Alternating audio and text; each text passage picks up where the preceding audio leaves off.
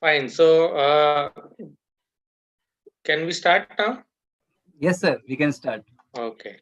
Just make it a I hope slideshow, sir. the Your PPT. slides are visible. I hope. Yeah, it's a slideshow. कर लीजिए sir इसको बड़ा कर लीजिए. Yeah. Yes, sir. No, it's okay. Okay.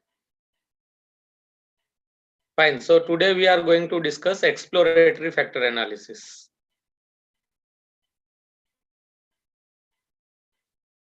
Before we proceed, I would like to know that whether the participants are new to this topic or they are already aware about it, or some kind of exposure they have already. Anyone can share.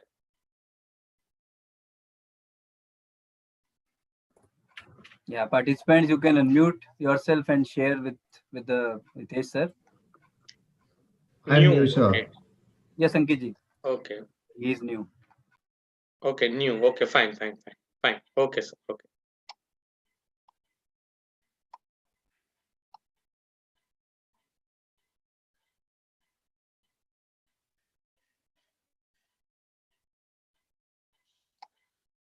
We will be discussing in initial 1 hour or 1 to half an hour the conceptuals of exploratory factor analysis, and then we'll switch to SPSS part. So without wasting our time, let us start. Just observe the pictures. These are the characteristics that we have observed. These persons sad all the time. They are talking of committing suicide. They lost interest in activities they used to enjoy, and there is no motivation in their life. So these are the characteristics that we have observed through the pictures.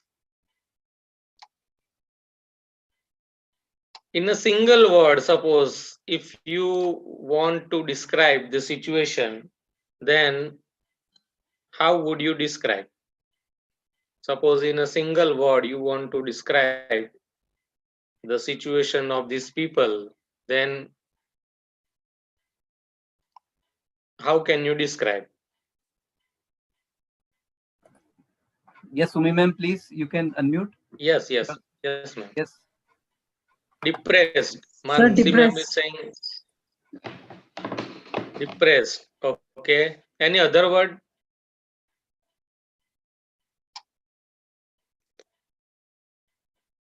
Anxiety, tense. Frustrated. Less knowledge of statistics. That is why they are depressed. Frustrated. Mohammed Khan sir is saying Stressed. he has less knowledge of statistics. So they all are Stressed, sir. stressed, frustrated, depression, anxiety. These are the words came in our mind when we see this type of situation. Right. So I have also given a word, depression. Now moving further, what we have done, we have just conducted a factor analysis. How? We explained a range of observable characteristics in terms of something simple which is not directly observable. Depression, stress, anxiety cannot be measured directly. You can just observe.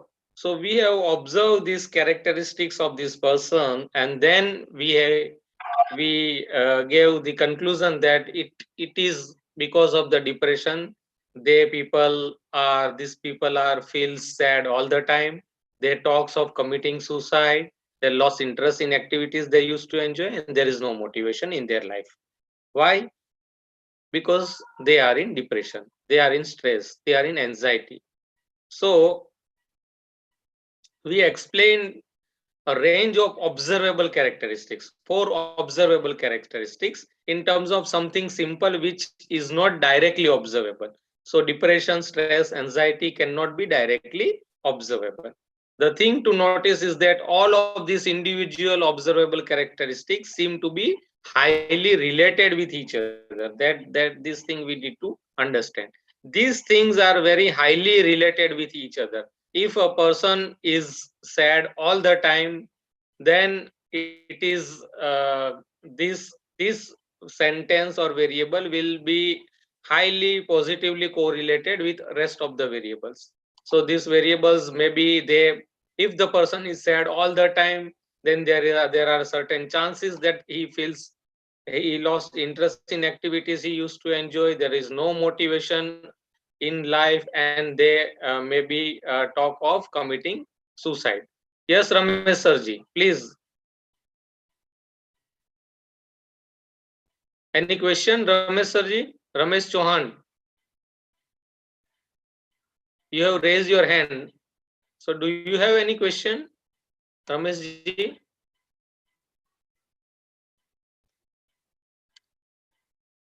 Or by mistake it has happened? Yes, sir. I think by mistake it has happened. Okay. So these variables will be highly correlated with each other positively.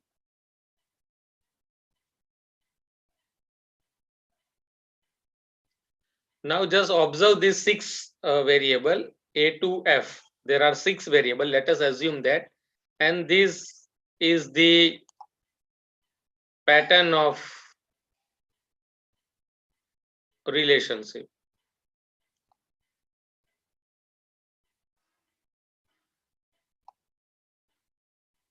I am not able to. 1 minute. Yes. Just observe these six variables and just observe the pattern of relationship.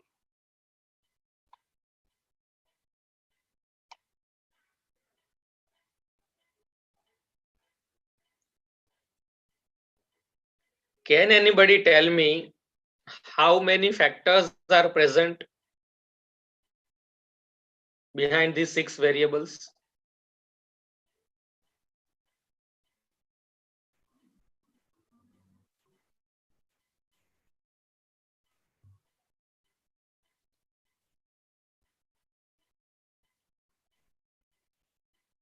Two factors are present.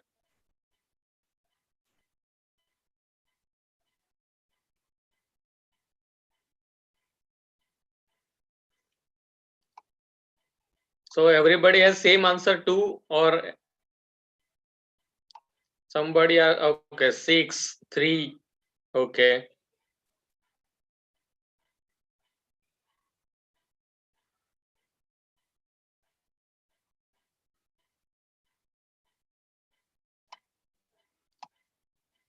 So somebody is saying 3 factor, somebody is saying 6 factor, and majority of the participants are saying 2 factor. Can anybody tell me why do you feel that there are 6 factors? You can unmute yourself and give your reason that why do you feel a 6 factor? Actually, all are moving in the uh, towards upwards. Okay, so when C, E, F are rising, okay, A, B are rising at a smaller rate than the C, E, and F. So we need to study all these six factors to understand what is influencing the other factor, whether to move or higher or lower. There is a relationship between these all the six factors. Gnanasekaran Sarji, these are the 6 variables actually. Okay. Right, and this is the pattern of movement that we observe. As a researcher, what we need to understand, whenever we conduct our research and we apply factor analysis, at that time factors are not visible to us. We have to just identify them based on pattern of relationship or movement of the variables. So that is the reason this is the movement of the variables, and based on this movement of the variable, we need to just identify that behind these 6 variables, how many factors are present. And actually factors are also taking movement. And because factors are taking movement, so these variables are also taking movement. Variables do not have their own movement. Factors have their movement. And because these variables are attached with the factors, this is the reason that these variables have the movement. Okay. I hope the situation is clear to everybody.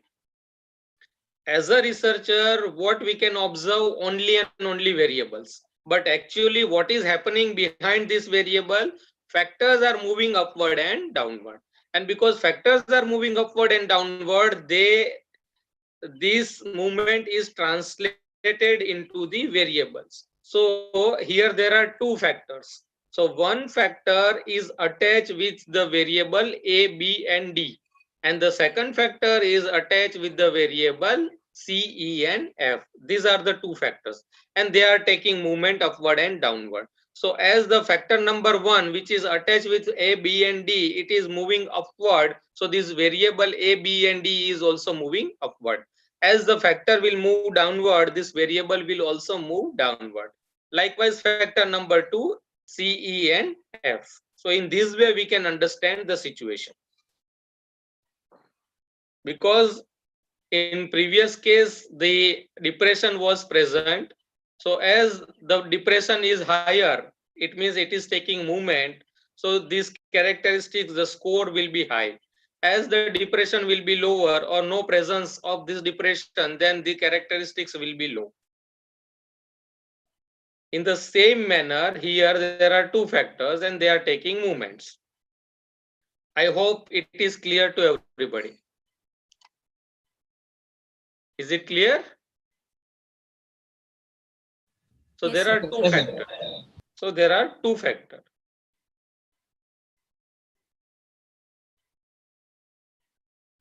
Let us take one more non-technical example. A mother sees various bumps and shapes under a blanket at the bottom of a bed. There is a bed and a mother observes bumps and shapes under a blanket at the bottom of a bed. When one shape moves towards the top of the bed, all the other bumps and shape move towards the top also. So there is some movement behind the blanket, but mother cannot observe. So as a researcher, we cannot have access what is happening inside. So just we have to give our conclusion that what is inside based on our domain of study, types of variable. So here mother has given a conclusion that what is under the blanket is something most likely her child. And because the child is taking movement upward and downward, we can see the movement. Similarly, in factor analysis also, it takes input as the number of measures and tests analogous to the bumps and shapes. Those that move together are considered a single thing and which it labels a factor. We give some appropriate name. Mother has given a name as child. For some other researchers, they may give some another name. So it depends upon person to person, researcher to researcher. Some variations in the name, it is natural.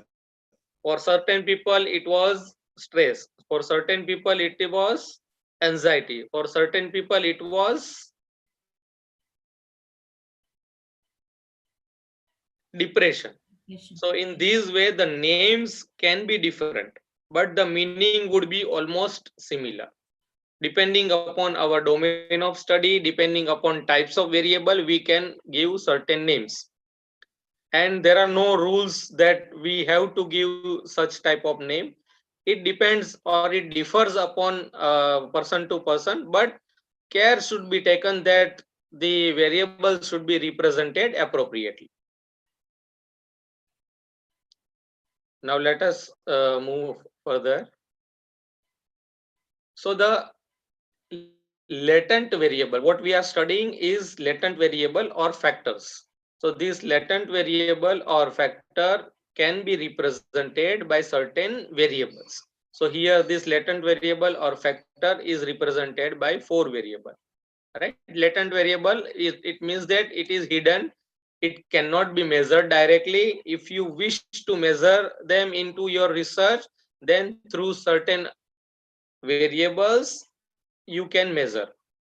Single variable cannot entirely represent the construct or latent variable or factor. So multiple variables needs to be identified to fully capture our concept of the latent variable.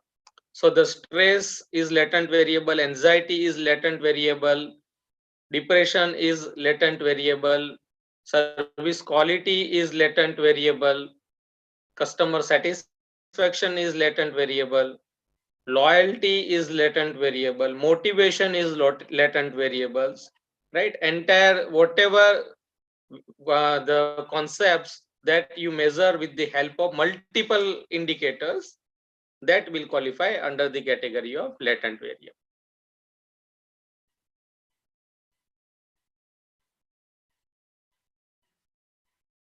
So anxiety, stress, social identity, irrationality, personality are the examples of latent variables. Now,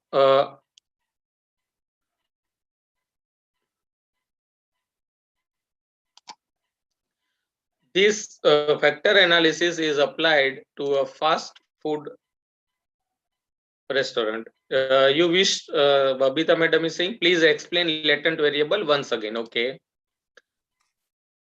See, latent variable means it is hidden and it cannot be measured directly. If you wish to measure in your research, then certain surrogated variables are needed to fully capture the effect of latent variable. So here I have identified 4 variables, and these 4 variables will represent our construct that is known as latent variable or factor. Factor or latent variable or construct, these are the similar words, right? Examples of latent variables are anxiety, stress, social identity, irrationality, personality, motivation, service quality, customer satisfaction, customer loyalty. These are the some of the examples of latent variable. Suppose you want to measure customer satisfaction, then there can be so many dimensions of customer satisfaction. You cannot directly ask that whether are you satisfied or not. So you need to identify certain variables, and then maybe you can adopt a scale of the customer satisfaction, and then you can measure. So through 5 to 6 variables that are representing the customer satisfaction, and then you can measure. So this surrogated variable will measure the concept of customer satisfaction. So customer satisfaction can be a latent variable. Similarly, personality is latent variable.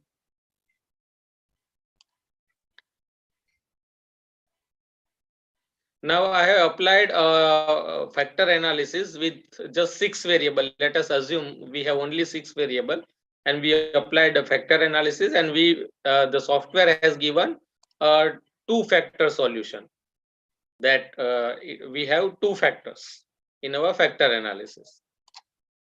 These 3 variables is representing factor number 1, and these another 3 variable are measuring factor number 2. So what name can you suggest to a fast food restaurant?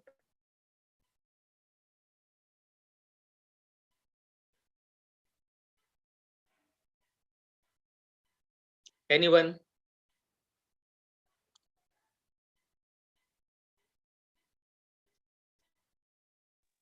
Sir, the first one is ambience, Okay. and the second one is quality of food. Okay. Ambience and quality of food. Quality of Okay. food. Okay. Food quality and service quality. I have given a name as food quality and service quality. Okay. So in this way, some answers can be different, but it is not compulsory that, and there is nothing like a right answer or wrong answer. we need to identify a common name which represent our variables. So the Trupti madam has given also appropriate answer, and I have also identified the answers, right? In your mind also, it is possible that you are thinking of some another name. So it is also appropriate. It is natural that every researcher will think a different name, right? So it is acceptable. For banking, what do you suggest?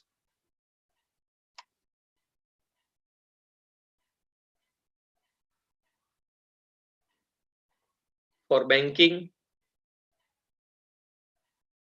friendliness of staff, time spent in lineup, and assistant via telephone.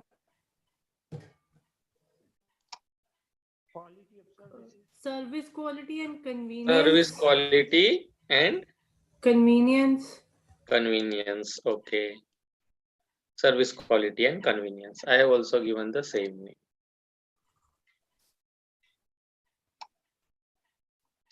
Okay, fine. Now let's move again further. One of the application in retailing, how you can apply factor analysis. So a retail store manager wants to know the store performance in order to develop an action plan. So the objective of the retail manager is to develop the action plan based on store performance. What he identifies 80 variables in the different areas of the store. And then these 80 variables to identify the store performance. But however, developing an action plan with 80 specific variables will be becoming troublesome, because there are 80 variables. So how can he make a simple decision with the help of 80 variables? Because there are different dimensions, different areas. In some of the areas, store is performing good. In some of the areas, store is performing poor. In some of the area, maybe in between. So how can he take his decision? So a factor analysis can be applied as a data reduction tool to reduce the 80 variable into some meaningful factors. So maybe he can apply a factor analysis, and then at the end of the factor analysis, maybe 4, 5, 6 factors can be identified, and these variables can be clubbed into different groups, and then he can deal with only and only these few number of factors. Instead of 80 variables, he can deal with just 4, 5, 6 number of factors. So his decision making will become easy. So in this way, he can apply factor analysis. So factor analysis, one of the application is it can be applied as a data reduction tool. So there can be two purposes why we can apply factor analysis. So the first purpose is data summarization, and second factor purpose is data reduction. So data summarization and data reduction. So let us understand them one by one. So data summarization is nothing but our research question is to better understand the interrelationships among the variables. What is our objective?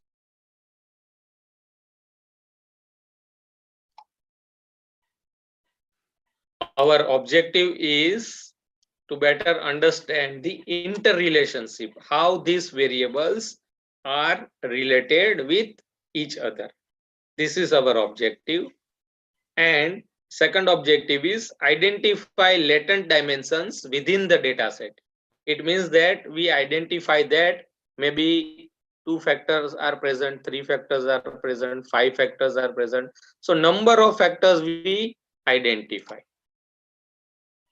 So this is how we can apply data summarization. So we summarize entire thing into some few number of factors. We give name of the factor and we also study at the same time what is the interrelationship among the variable, which variables can be clubbed together to represent a factor, what could be the correlation or relationship between this variable, which variable contribute more to the factor, which variable contribute less to the factor. So in this way we can summarize entire thing, and we are doing data summarization.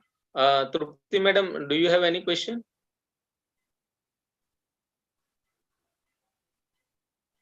No, Okay, no question. Fine. no, sir. Sorry. Okay. Then second one is data reduction. So data reduction is discover underlying dimensions to reduce data to fewer variables. So all dimensions are represented in subsequent analysis.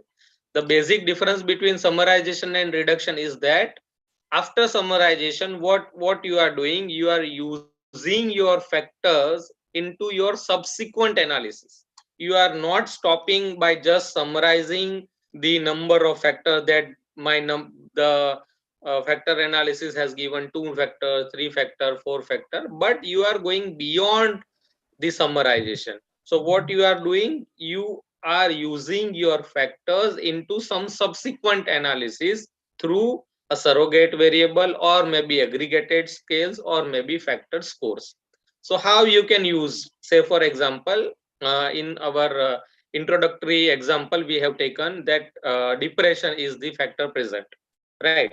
Now further, if you stop there, that the depression is present and what is the relationship among the variables, then what you have done, data summarization.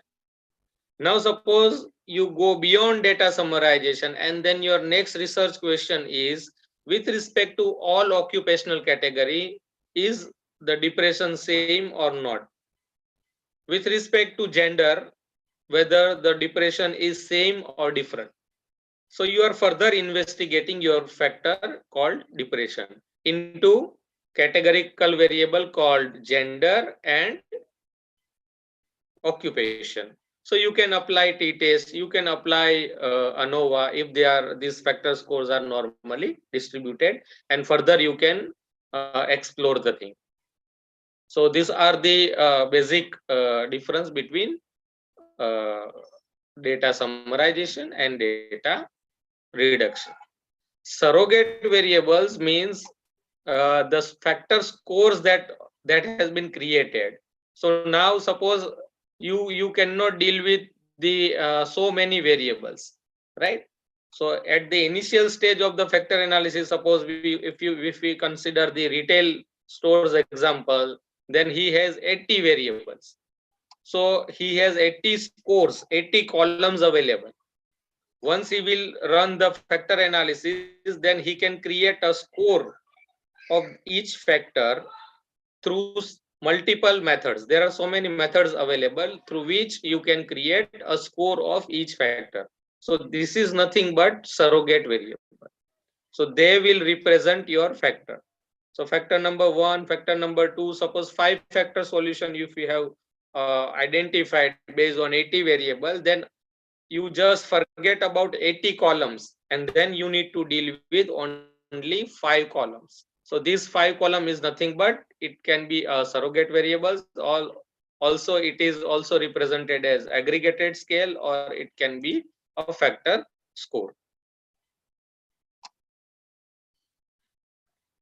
Now moving further, who has developed factor analysis? So this person, you all are aware that Spearman, you have given our the rank correlation coefficient. So the same person has invented factor analysis in the year 1904. He has written a first paper in 1904 of factor analysis. So Spearman in 1904, he has written his first paper called General Intelligence, and his area was psychology. So he has published his work into American Journal of Psychology into the year 1904. What was his study? If we briefly I explain, then he was studying children's around 10 to 12 years of children's, and he identified certain tests to represent the skill of the students. So these his variables were mathematical skill, vocabulary, verbal, artistic, logical reasoning. All these tests he has identified, and he has given explanation that if a student is having a higher score in mathematical skill, then it is very likely that he will do good in verbal, artistics, logical reasoning, all this. And why they will do good? Because the students' general intelligence is higher. So because of the general intelligence, because of the general intelligence means the name of the factor he has given as general intelligence. And general intelligence, if students' general intelligence is high, student will perform good in all these tests. If the general intelligence of the student is poor or low, they will perform bad in all these tests. So there was only and only one factor always present behind the variable, that was the situation. When Spearman wrote his first paper of general intelligence. Just a minute.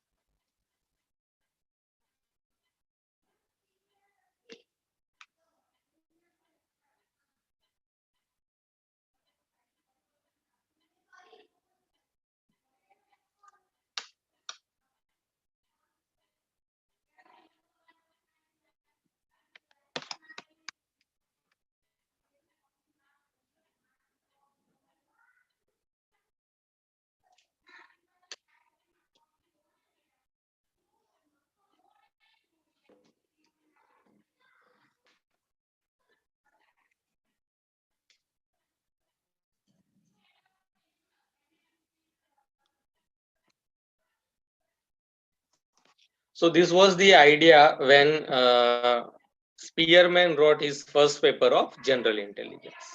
Then in 1931 around, Thurston gave the idea of multiple factors. So he has given a theory of multiple factors, and he has given the idea that not only a single factor but multiple factors can also exist. So and today also we all are following the theory given by Thurston. So what was that theory?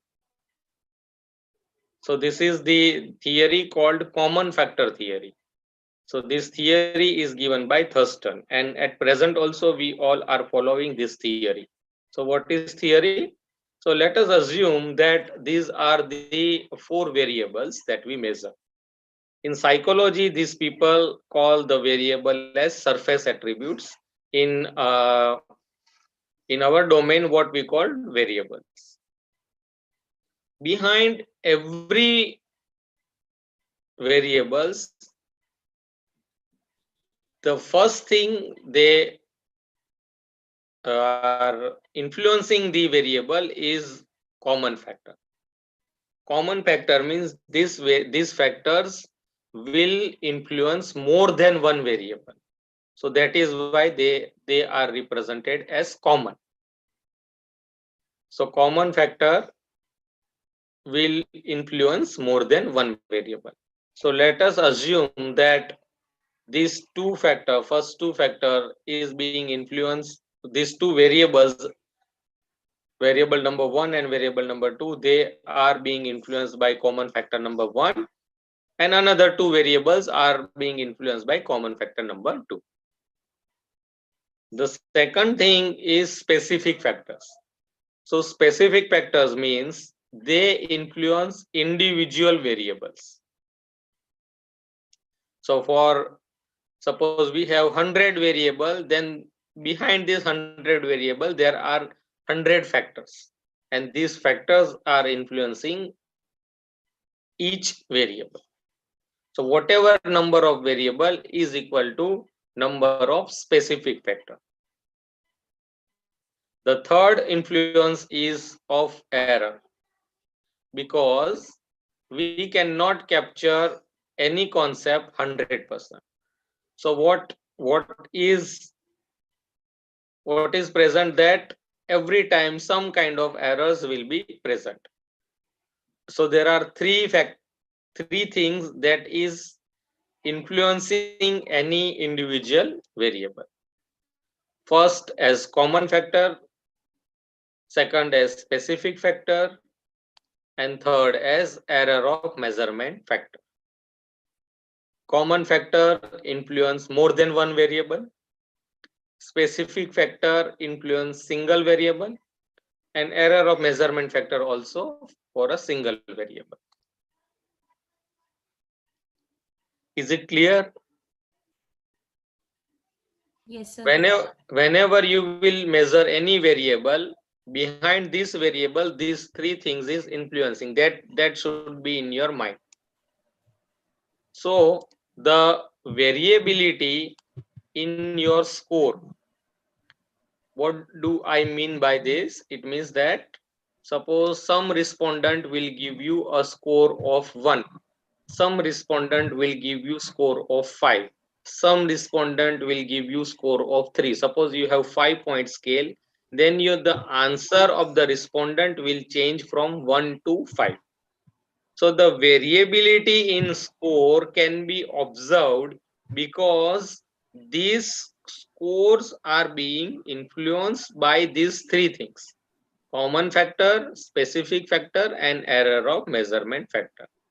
So this variability we can call them as variance. So total variance in your score can be classified into two categories: common variance and unique variance. And unique variance is nothing but it is because of some specific variance and error of measurement factor. So it is because of specific variance is given by specific factor. Random error is given by error of measurement factor, and common variance is given by common factor. So you will have in your total variance, you will have two components: common variance and unique variance. Why common variance? Because common factor influence the variable. Why unique variance? Because specific and error influence our responses. So there can be two components. Is it clear, everybody? Yes, sir. Okay. So the total variance will have two components, common and unique.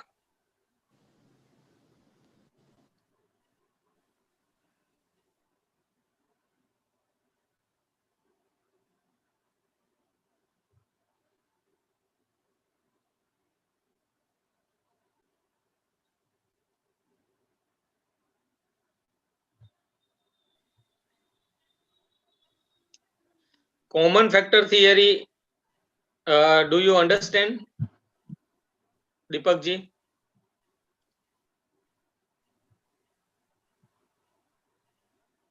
Common factor theory.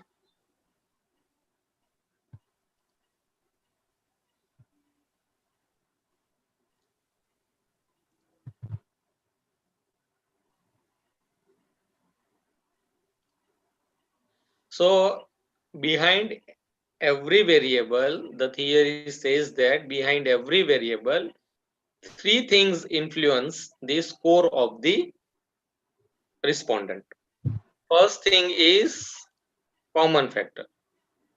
Second one is specific one, and third one is error of measurement factor. So the variability because of common factor, it is known as common variance. Variability because of specific factor, it is known as specific variance.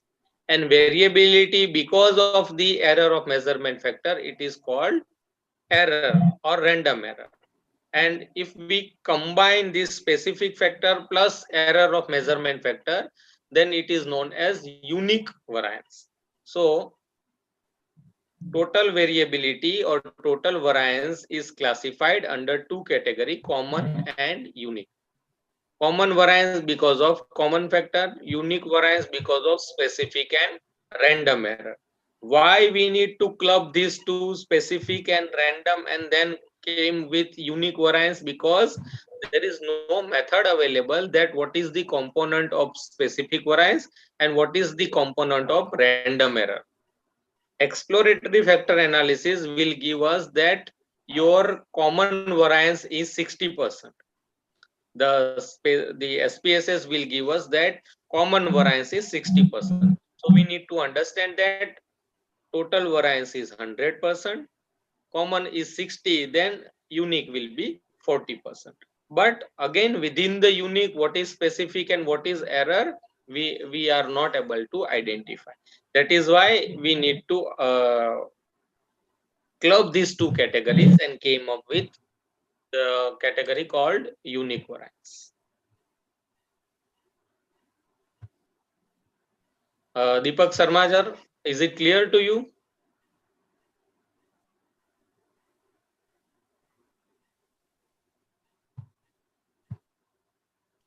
Deepak ji, is it clear?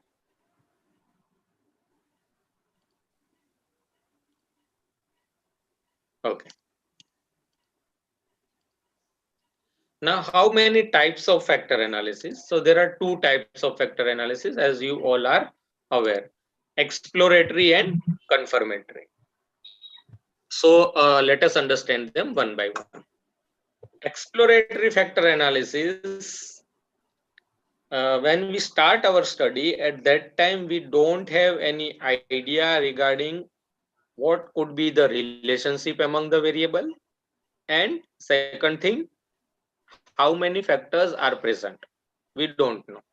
So what we do, we will explore it. And at the end of exploratory factor analysis, we will came to know that the number of factors, that maybe 2 factor, maybe 3 factor, maybe 5 factor. These are the number of factors that are present. And this is the relationship among the variables. These variables are highly correlated, these variables are poorly correlated, and things like that, right? So once we will run the analysis, at the end of this exercise, we will came to know that these many factors are present and this is the relationship among the variable. This is most important factor and this is least important factor. So these kind of results we will get in exploratory factor analysis. In confirmatory factor analysis, we will have a complete idea about the structure and relationship of variables. It means that we have, say for example, a servo-call model. I think you all are aware regarding this model. It is worldwide accepted model, servo-call model, right? The Parshuraman has given this model. So suppose you have adopted this model into your research. So you are aware that, for example, the first factor is empathy. The second factor would be maybe convenience, and there are 4 to 5 factors of servo-call model. And for empathy, these 5 variables will represent your first factor called empathy. For second variable, for second factor, there are 4 variables. For third factor, there are again 5 variables. So structure is very much clear. You have adopted this model into your research.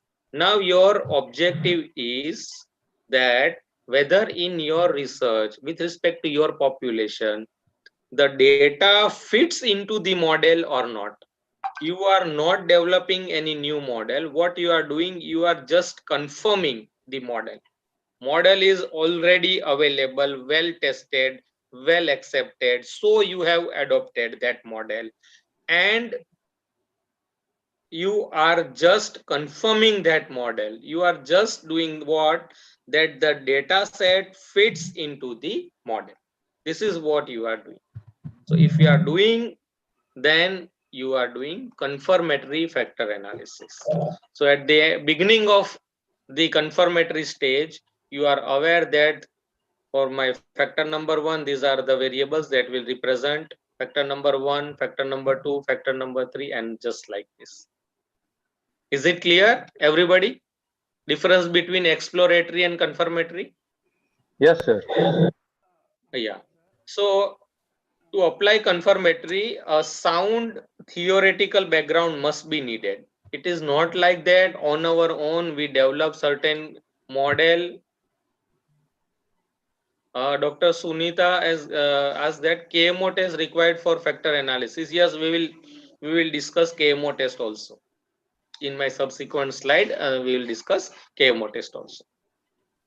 So it is required for KMO test is required for exploratory factor analysis, not the confirmatory. To apply confirmatory factor analysis, what you required a sound theoretical background. If theory is permitting this kind of relationship, then and then you should try to confirm the model. It is based on previous research that you can adopt the model, or based on your experience also. Sometimes you can also came with your model, but the relationship that you are trying to establishing must have some kind of literature support or theoretical support. Then and then you should go for confirmatory stage. For this confirmatory analysis, a special add-on called AMOS is required. So that also we'll see in confirmatory factor analysis. On a separate session we'll discuss confirmatory factor analysis. But now today what we are going to discuss is exploratory factor analysis.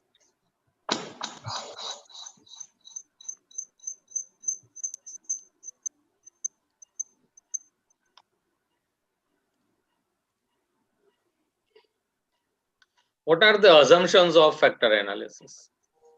So the first assumption is linearity. Linearity means that we understood that behind every variable there are certain number of factors they are influencing our variable. Certain common factor. Please somebody mute yourself.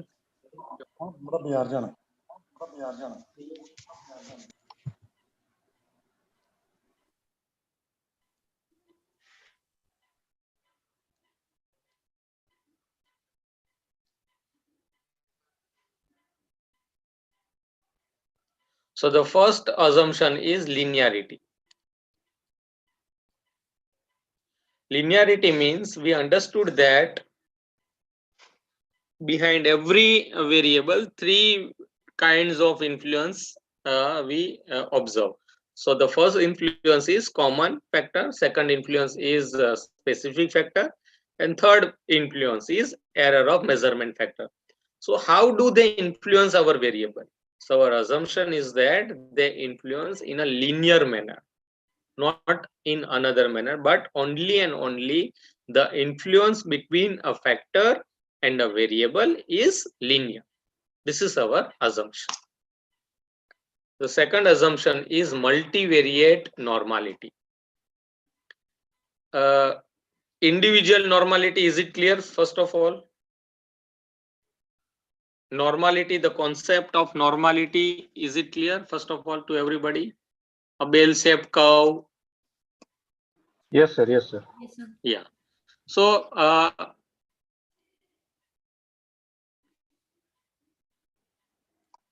Yes, sir. We can move on, please. We can move on. yeah. So the concept of normality says that if individual variables are normally distributed, this is a one thing. But when you combine the variable, at that time you will have certain score of the factors. So for example, factor number 1 is being represented by 3 variables. Let us assume that 3 variables are present, and these 3 variables are representing our factor number 1. So the importance of each variable to represent a factor will be different. So the weight will be different. So in another term, suppose I want to establish a relationship or give you the equation of the factor number 1, then I can write like F1 is equal to W1 into X1, where W1 is the weight of the variable and X1 is the score of the variable, plus W2 into X2 plus W3 into X3, right? Suppose I substitute the weight of each factor W1, W2, W3, and also at the same time I substitute the score of each variable X1, X2, X3. So I can have a final score of F1 for individual respondent. Similarly, I can find the score of all respondents. So I will have a single column for my F1. Now I will not deal with X1, X2, X3, but I will deal with only a single column representing my factor number 1, F1. If I will check the normality of these scores F1, and if I found it is normally distributed, then I can say that it is having multivariate normality. Is it clear, everybody? The Yes, sir. factor scores must be normally distributed. If individual variables are normally distributed, it is good, it is okay. But what we require multivariate normality. If individual variables are not normally distributed, it is okay, perfect. But the combinations of variables must be normally distributed. Is it clear, multivariate normality? Yes, sir. Okay. Now linearity means that each variable will be influenced by 3 factors. So how do they influence the variables? The factors are influencing the variables into a linear manner. Linear manner means into the same proportionate increase or decrease will be observed. Suppose 1:5, 2:5, 1:2. So in the same manner, increase or decrease will be observed if they are influencing our variable. Some non-linear kind of a thing, say for example x square or x cube kind of a thing cannot be assumed. The increase or decrease of the scores will be in a linear manner only. That is what I mean by linearity. So this, sir, is it clear?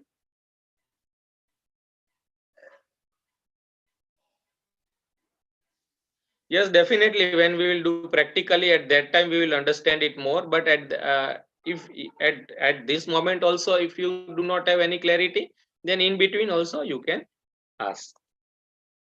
Now moving further, interval data. So at least interval scale data is required. So there are 4 scales of measurement. You are aware: nominal, ordinal, interval, and ratio. So what we require either interval or ratio data. At least interval scale data is required. Then multicollinearity. Yesterday you have studied regression analysis. So can anybody tell me what is multicollinearity?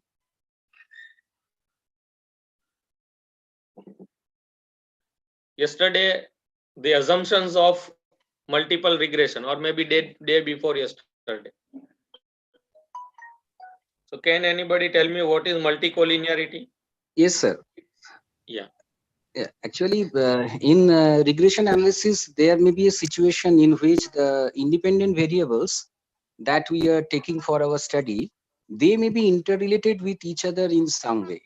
And that may have some impact on the dependent variable. So when the the independent variables are some way related with each other, they are highly correlated. So that may have some wrong impact. Maybe some we are actually going to measure the total impact of these independent variables on the dependent variable. But if the independent variables are themselves related to each other, so then we may not find the exact result that how these individual variables are impacting the dependent variable separately. So these types of interrelationship, the correlations among the independent variables are called the problem of multicollinearity. Yes, excellent explanation. Very good. Is it desirable or it is not desirable in It is not regression desirable, analysis? sir. It is not desirable. It's a problem. Very Right? good But here explanation, it is sir. desirable. What we require some kind of multicollinearity in our data set. Some multicollinearity must be present. Some kind of correlation must be present between the variables. If correlation is not present, then the data set will not be suitable to run the factor analysis. Right. So here what we require multicollinearity. So our assumption is that multicollinearity is present. Right? Our assumption is multicollinearity is present. And the next assumption is that valid imputations of factor labels. Whatever name we are giving at the end of the exercise, we assume that the valid names we are giving. So these are the assumptions of exploratory factor analysis. There are so many rules of sample size. So let us study them one by one. So first rule is rule of 10. It means that for a single measured variable multiplied by 10, this could be your required number of sample size. Suppose you are running a factor analysis with 20 variables. So 20 variables multiplied by 10. So the theoretical sample size required is 200. So this is what rule of 10. Whatever number of variables multiplied by 10. Second one is STV. STV means subject to variable ratio should not less than 5. Right? STV is subject to variable ratio should not be less than 5.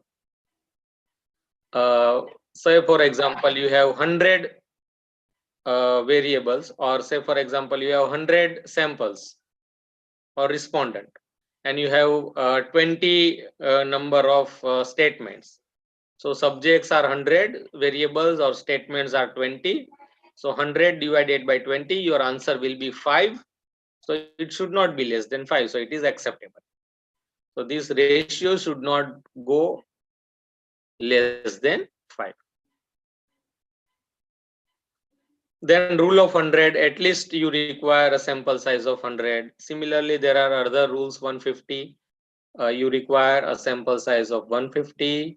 You require at least 300. So I have given so many, authors have given so many rules. In whichever case you are following, you can just mention the name of the author and just report that author. Right? If you have 100 of sample size, report this author. If you have 150 of sample size, you report this author. If you are also following more than one rule, then you can also refer to or report these many authors. Sir, can I ask a question? Yeah, please. Sir, somewhere I have listened that if our sample size is something close to 400, by default the data is considered normal. So is it something like that, or it's a misconception? Yeah, it is misconception. Okay, sir. Okay. In a 5-point scale, hardly you will get normality. Right? Marketing Okay, people, they use 5-point scale, agreement scale, strongly agree to strongly disagree kind of a thing. Right? Yes, sir. So in a 5-point scale, it is very tough to achieve normality for a single variable. Okay, sir. Right. So, but if you have financial data, or if you have converted your data into logarithm log, then it is chances that if you increase your sample size, it will achieve normality. It means that point data, suppose I have 1.12, 1.35, in this type of data, all kinds of observations if I measure, then there are chances that you will be able to achieve normality in a larger sample size. But Okay. in a 5-point scale, even if you have data set is more than 1000, it is very tough to achieve normality. Okay, sir. Somebody Sir, I has have a asked a question. question. What is the ideal size Yeah, for one by social? one. No, I'm just repeating the question which is being asked Yeah, by yeah, another. please. What is the actual preferred sample size for social science? 100 is also enough. Okay, sir. 100 is also enough. Sir, in a qualitative study, Yeah. we cannot use formula. Can you elaborate your study qualitative? My study is, sir, prevalence of asthma, its management in relation to socioeconomic status. And how do you measure or capture the variables? Through observation and everything?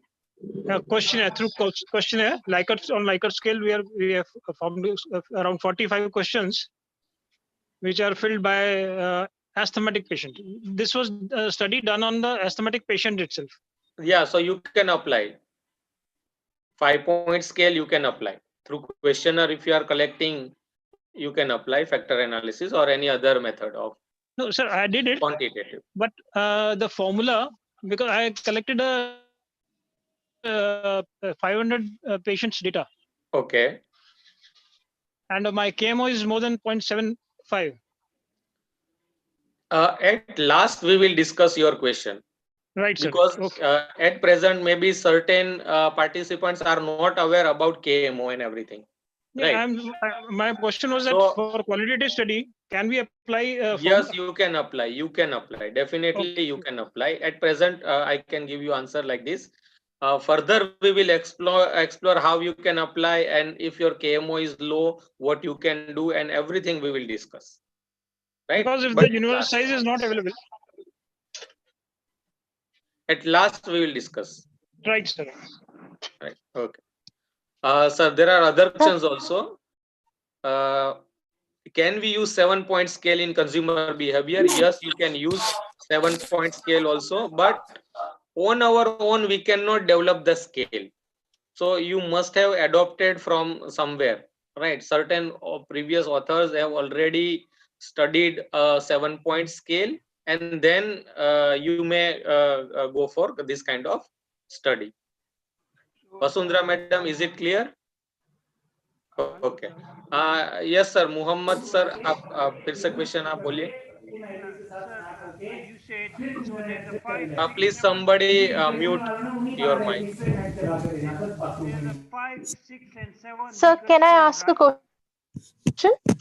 Yes, yes, please. Yes, please. Sir, I wanted to know for EFA, you always need to have Likert scale data. As you mentioned, interval scale data is minimum No, it required. is not. I have taken some marketing examples, so Likert type data are they are using. Otherwise, any interval or scale data you can take. Any interval or scale data. Right. Even if you have secondary data collected in Usually this, finance, then also you can apply exploratory factor analysis. Right.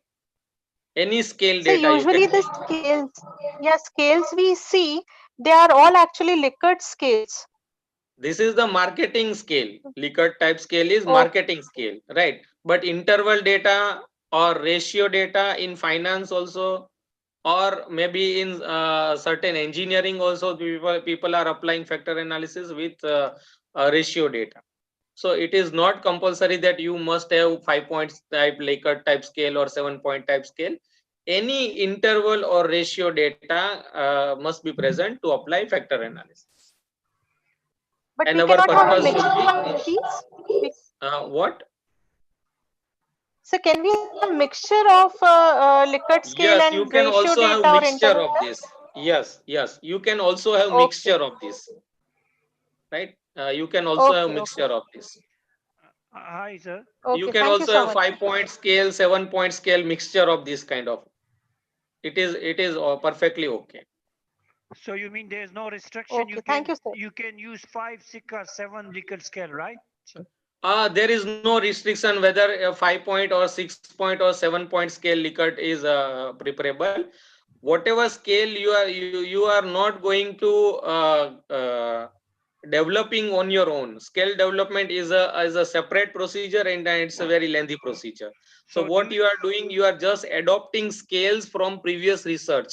So if previous research or the researcher has given a 7 point scale, then you adopt 7 point scale. If it is 5 point scale available, then you adopt 5 point scale. so but we need to justify, right, sir? Yes, exactly. So justification will be given by literature review. Why 5 point, why 7 point, it will be given by literature review. Okay, thank you, sir. Excuse me, sir. Yeah, please, Mansi madam.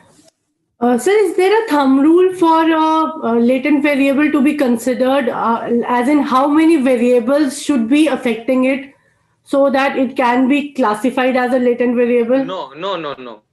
It can be minimum 2 or maximum all variables.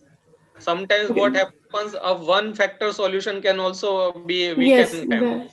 Right. If So the factor all loading is high, even yeah. if then we can even consider 1 and 2 factors.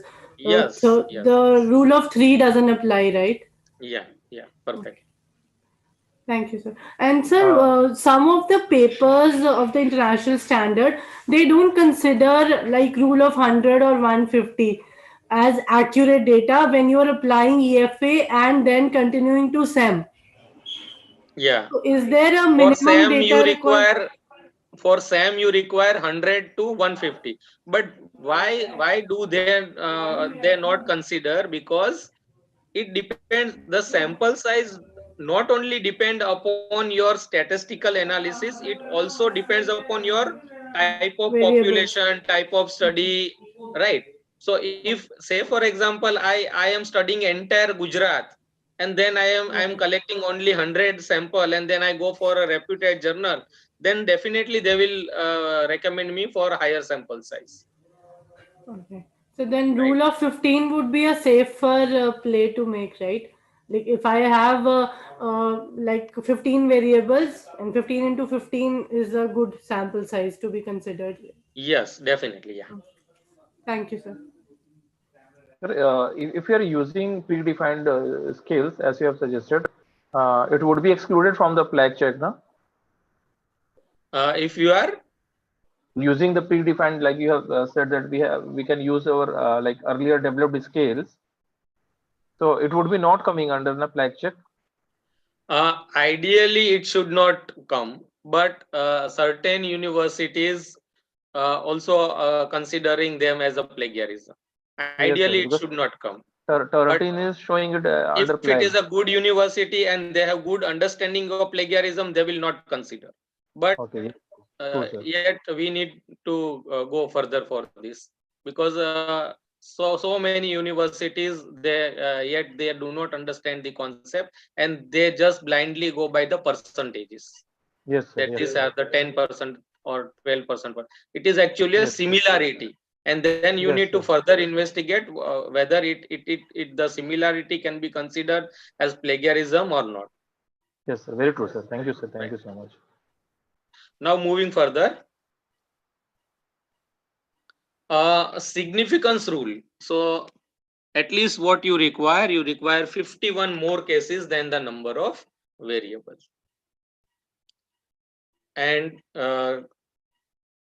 if you are getting this type of result, that your factor loading is greater than 0.6, and each factor measured by 4 or more variables or each factor represented by 4 and more variables. So two conditions you need to check. First condition is that all the factor loading should be greater than 0.6, and second condition is that each factor must be represented by at least 4 variables. If these two conditions are being satisfied, then regardless of the sample size, whatever sample size you have taken, it is appropriate. So these also you can refer. So there are so many rules of sample size. The most safest rule is rule of 10. For each measured variable, take 10 sample and your sample will be justified.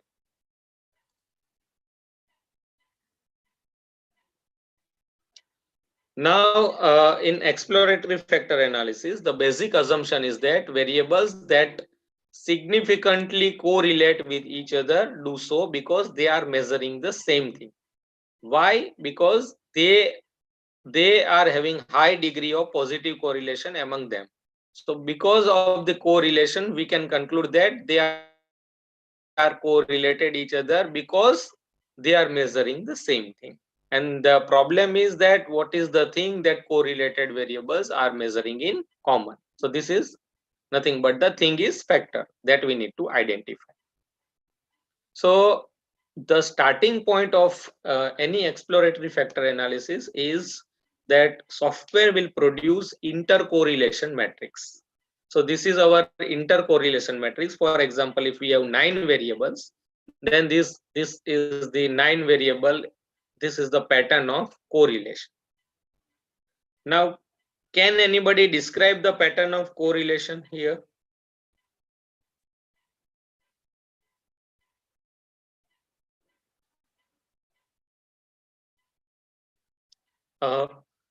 Or how many factors are present, which variables are related with each other, just like that. But actually, hello. Yes, sir. Actually, there are 9 variables present. Yes. And the relation between x1 and x1 is obviously 1. So the diagonal is 1 for all the variables. And yes, relation between x1 and x2 is 0.8. That is quite high. And you have marked all those correlation coefficients. Those are actually higher than 0.7, I think. So these are higher correlated variables. The relation between x1 and x2, x1 and x3, x1 and x4, then x2 and x3, x2 and x4, then x3 and x4, maybe x6 and x5 and x6, then x7 and x8, x7 and x9, and finally x8 and x9. These are variables are correlated, and all of them are positively correlated with each other. Very good, sir. Very good. Perfect explanation. So you can observe that x1, x2, x3, and x4 they share one group because they are highly related with each other. Second group is being formed by x5 and x6, and third group is being formed by x7, x8, and x9. So if a factor analysis is being performed on this kind of data, then at the end of the factor analysis, you will find 3 factor solution, and first factor will be x1 to x4, second will be 5, 6, and third will be 7, 8, and 9. What is the relationship between x1 and x9? 0.03, very poor. x8 and x1, 0.16, again 0.18, 0.20. So what kind of data we require? We require some variables are highly positively correlated with each other, and at the same time they are very poorly correlated with the rest of the variables. If all variables are highly positively correlated with each other, for example, this 9 variables are highly positively correlated with each other, then what kind of solution you will get at the end of factor analysis? How many factors will be present? One factor. One factor, excellent. And if there is no correlation present, then we will have 9 factors. 9 factors. Excellent answer. Then we will have 9 factors. Right. So if multicollinearity was not present, then it will be clear here. Right. So that is the reason why you require multicollinearity. Right. Some kind of correlation must be present between these variables. If there is no correlation, then it will give you as many number of variables as factors. So then there is no meaning of factor analysis. So that is the reason what we require. Some variables are highly correlated with each other, and at the same time they are poorly correlated with rest of the variables. So this we have discussed. Variables 1, 2, 3, 4 correlate highly with each other, but not with the rest of the variables. Variable 5 and 6 correlate highly with each other, but not with the rest of the variables. And variables 7, 8, and 9 correlate highly with each other and not rest of the variables. So this kind of pattern we should have to get a good result of exploratory factor analysis. The 9 variables seem to be measuring 3 things or underlying factors. Our 2 research questions are, what are these 3 factors? And to what extent does each variable measure each of these 3 factors? So what is the contribution of each variable? That is also we are interested. And how many factors are present is also our interest. This will be our data entry in SPSS. In column, we will have our variables. In row, we will have our respondents. This data entry, the software will convert into a correlation matrix that we have already seen. And this correlation matrix, intercorrelation matrix, is again being converted into a factor loading matrix. So the factor loading matrix is nothing but a relationship between a variable and a factor, a correlation between a variable and a factor. The higher the correlation between a variable and a factor, the chances are that the variable will be considered as that part of factor. So what is factor loading? We have already understood. A factor loading is the correlation between a variable and a factor that has been extracted from the data. So here the correlation is high in between factor number 1 and variable number x1, 0.93 as compared to 0.01 and 0.25. So the factor loading is 0.93 for factor number 1 and it is highest. So variable will be considered, variable x1 will be considered as a part of factor number 1 and it will not be considered as a part of factor number 2 and factor number 3. Is it clear, factor loading? Yes, sir. Okay. But sir, hello. Hello, Yeah, sir. please. Yes, please.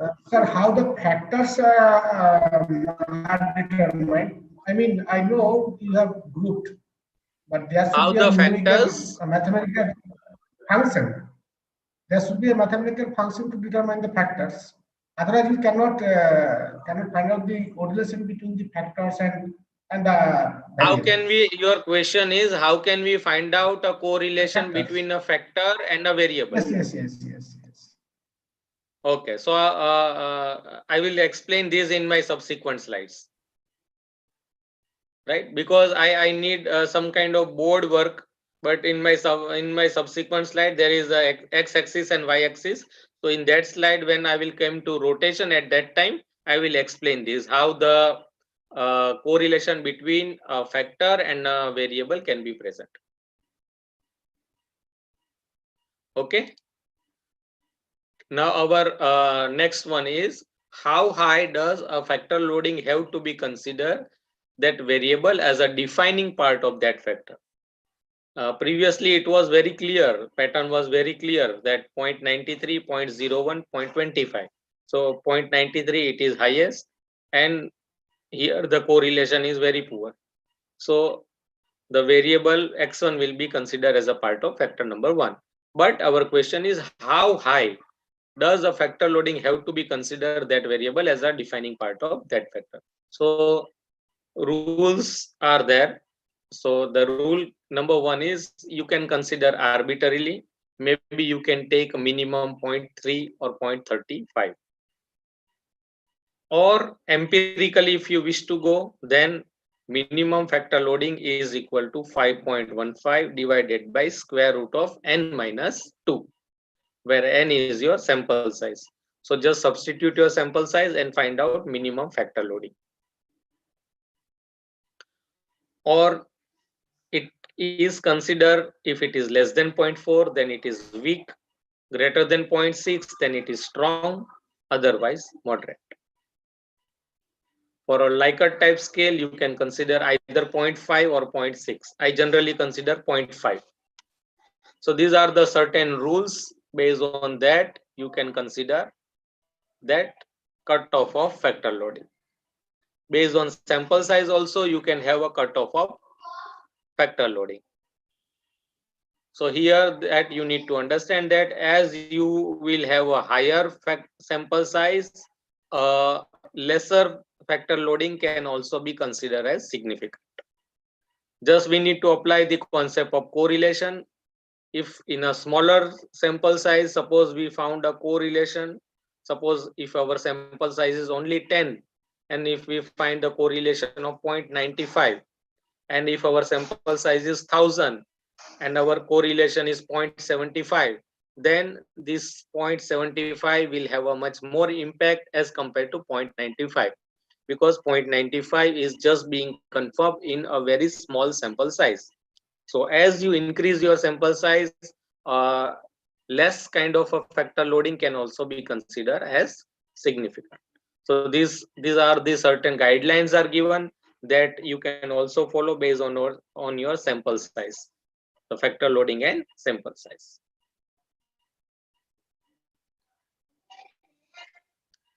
How much of the variance in variable x1 is measured or accounted for by the 3 factors that were extracted? So what we need to do, we need to just simply square the factor loadings and add them together. So 0.93 was the factor loading for f1 and x1. f2 and x1 0.01. f3 and x1 was 0.25. Just I am going back. This was the slide. So 0.93, 0.01 and 0.25. So what we need to do, we need to just square them. So 0.93 square plus 0.01 square plus 0.25 square. The answer that you will get, it is known as communality. So this is called the communality of the variable. So communality is nothing but, if you remember, it is because of common factor. So common factor will give you communality. So the proportion of shared variance is nothing but communality. So 0.93 square, 0.01 square and 0.25 square. So answer is 0.93. So the communality of a variable is 0.93. Now say for example, if the answer or the communality is very poor for us for a variable, 0.1. Say for example, the answer is 0.1. What does it indicate? Suppose your communality is 0.1. What does it indicate?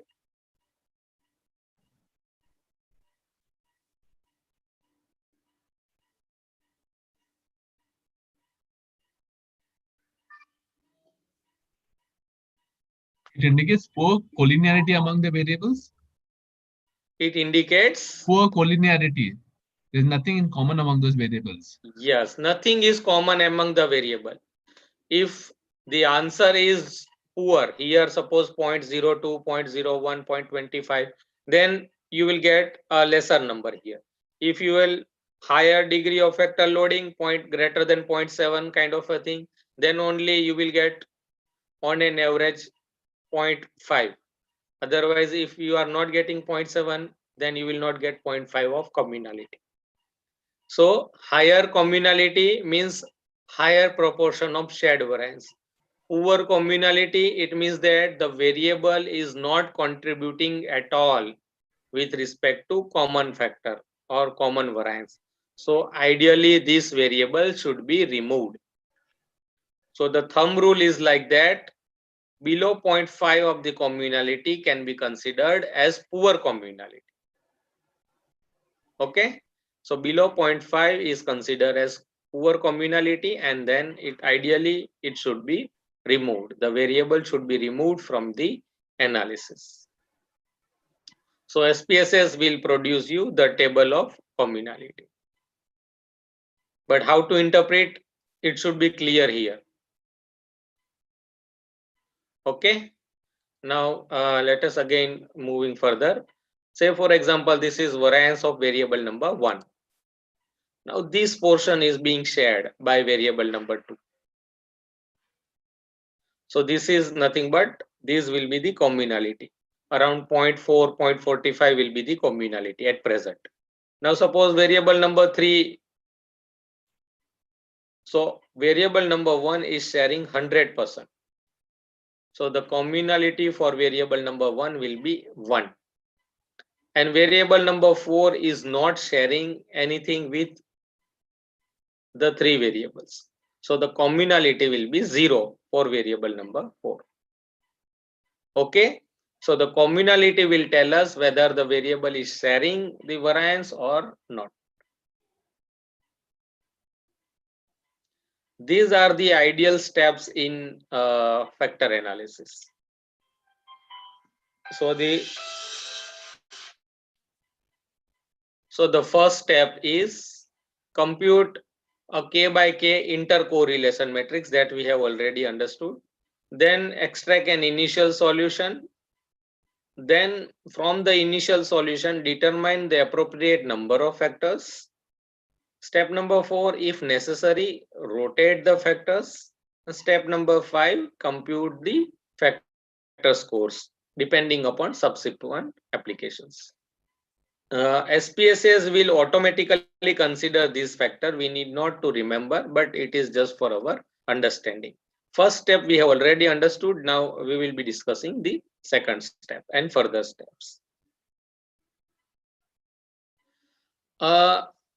When Spearman developed this technique, at that time the computers were not available. So these people are doing manually everything.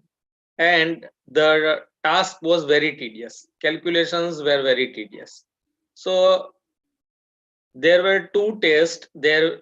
They will tell us that before running a factor analysis, whether our data set is suitable to run the factor analysis or not. So these 2 tests are KMO and Bartlett's test. So let us understand them one by one. So before running the factor analysis, these are the 2 tests that we need to perform.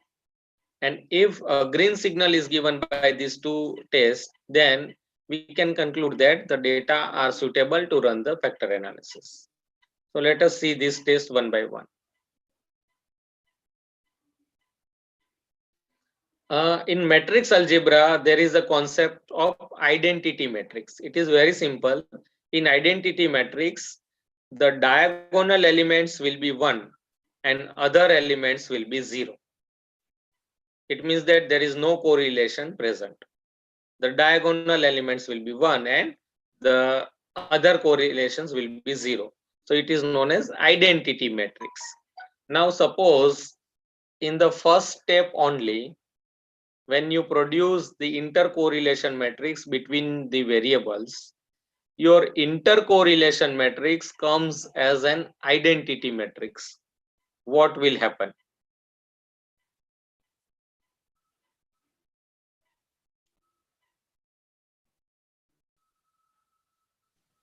Can anybody tell me what will happen if the intercorrelation matrix is an identity matrix?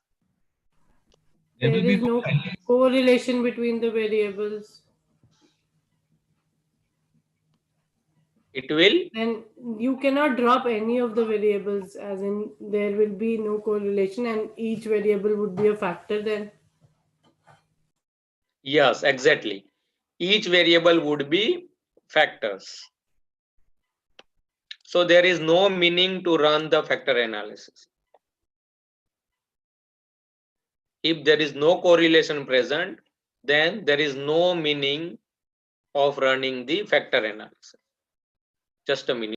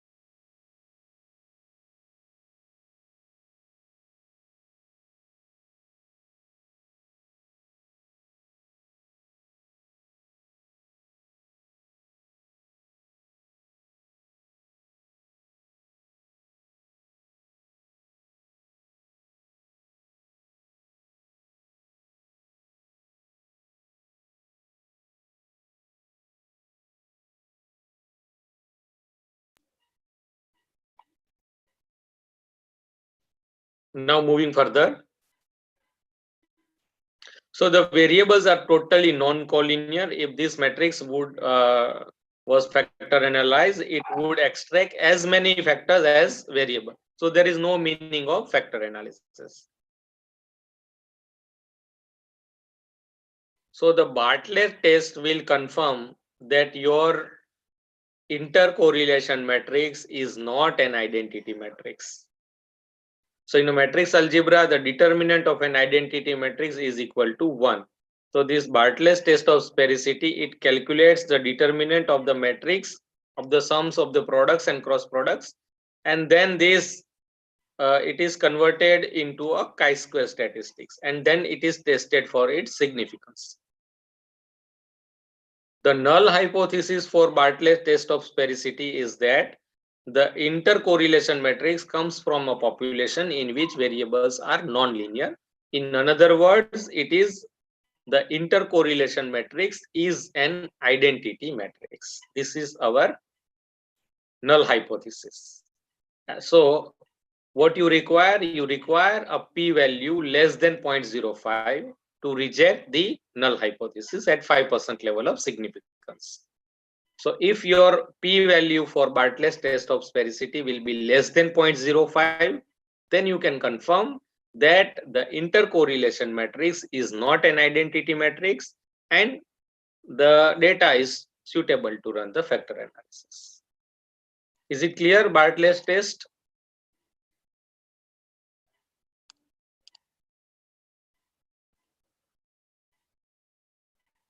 This will be the result of Spss. So this is the Bartlett's test of sphericity. This is the chi-square value and its significance value. So it is written as 0.000. So as the p-value is less than 0.05, you can reject the null hypothesis, and it can be concluded that the intercorrelation matrix is not an identity matrix. This is our null hypothesis. If I repeat, this is our null hypothesis. The null hypothesis says that the intercorrelation matrix is an identity matrix, right? So we do not require an identity matrix. So null hypothesis should be rejected. How can you reject your null hypothesis? If your p-value is less than 0.05, then at 5% level of significance, you can reject your null hypothesis. So here, if we observe, the p-value is less than 0.05, so you can confirm that your intercorrelation matrix is not an identity matrix. Sondhi sir, is it clear? Yes, sir. Okay, okay. The KMO test, second test. If the variables are measuring a common factor, then KMO will be 1. And if the variables are not measuring a common factor, then KMO will be 0.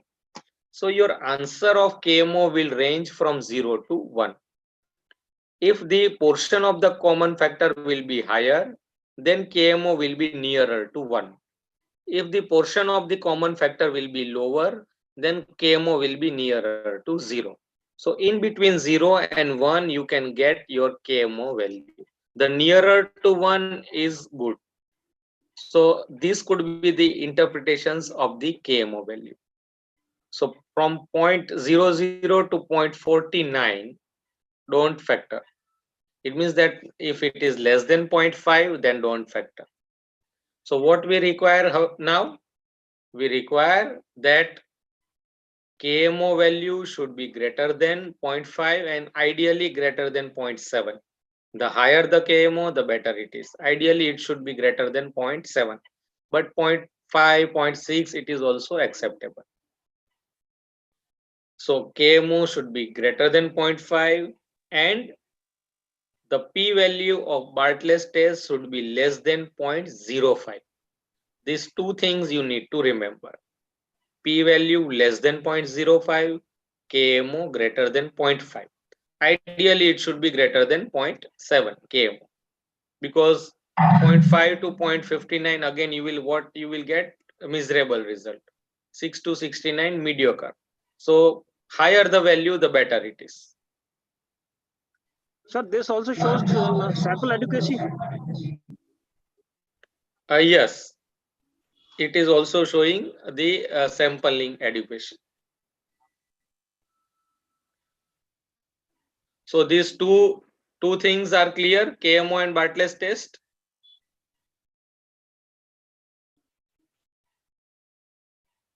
Okay.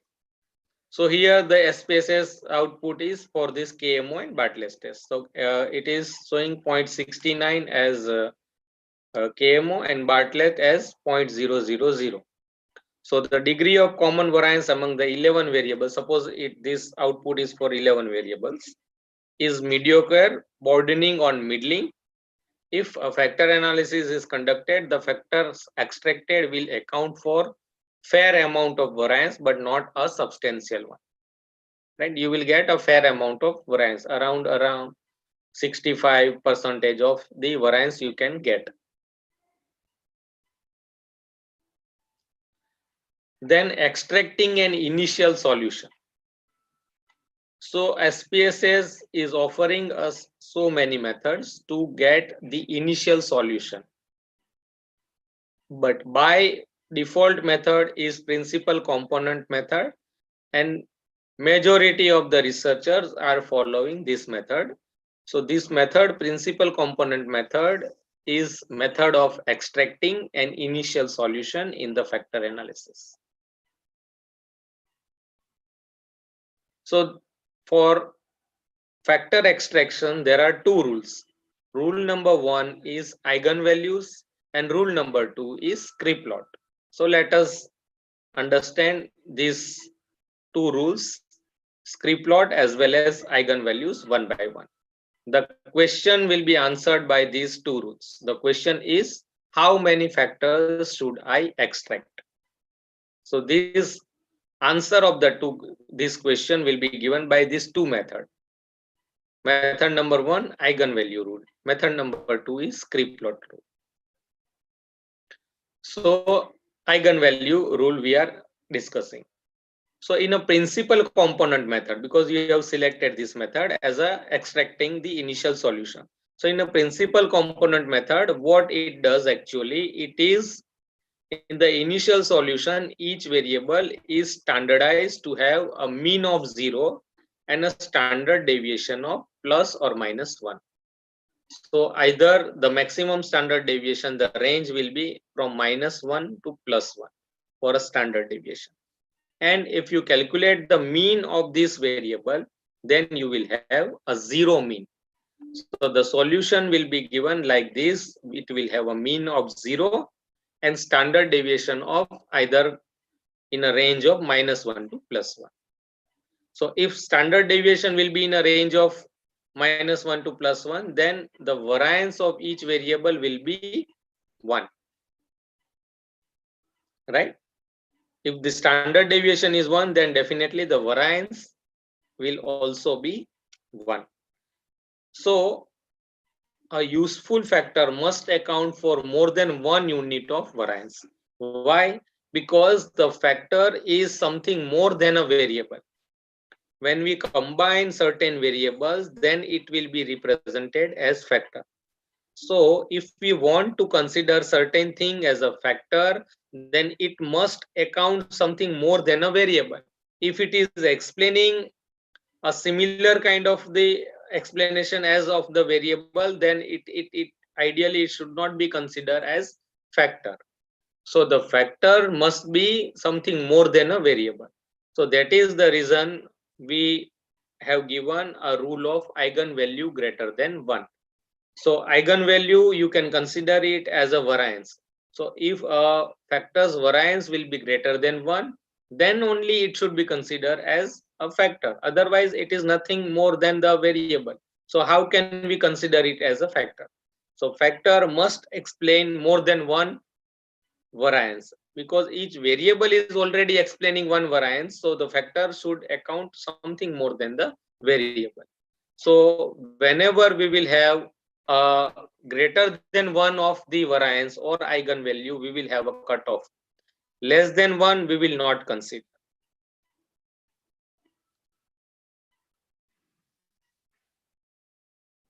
So this is the SPSS output of total variance explained. Can anybody tell me how many number of variables are present? Oh, sorry, how many number of factors are present in this solution?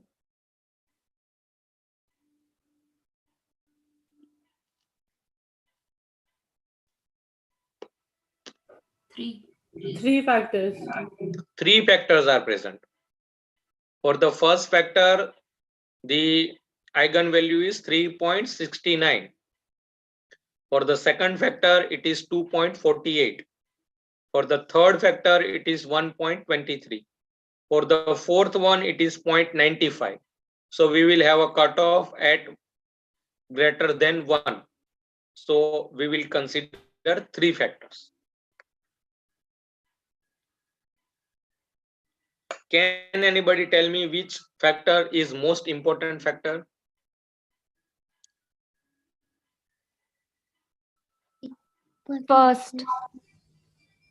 First one, because it is explaining 3.69 and third one is explaining 1.23. Muhammad Khan sir, your query is, can we do the practical part tomorrow? It is quite late. Our standard time is 5:30 to 7:30, but I have started late. So it is perfectly okay for me to continue this session. Right, and at least for 20 minutes I should continue. Yes, sir. Please continue. We are eagerly waiting. Yeah. And I think video will also be provided.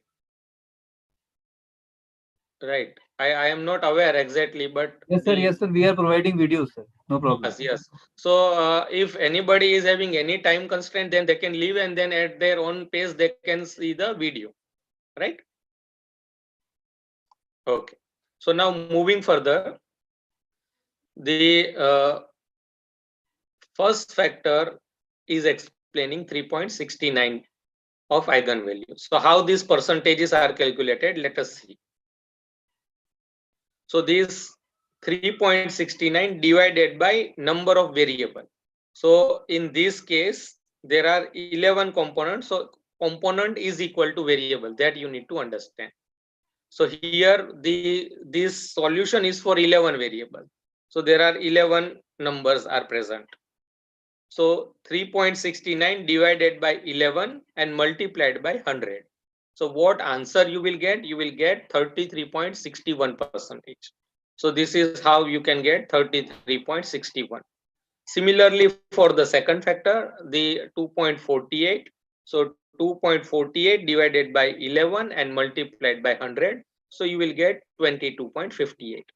And similarly, for third factor, 1.23 divided by 11 multiplied by 100. So you will get 11.24.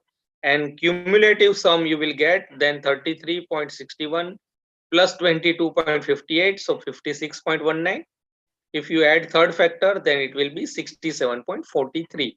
So 67.43% is because of common factor, if you remember. So 100 is our total. So 100 minus 67.43.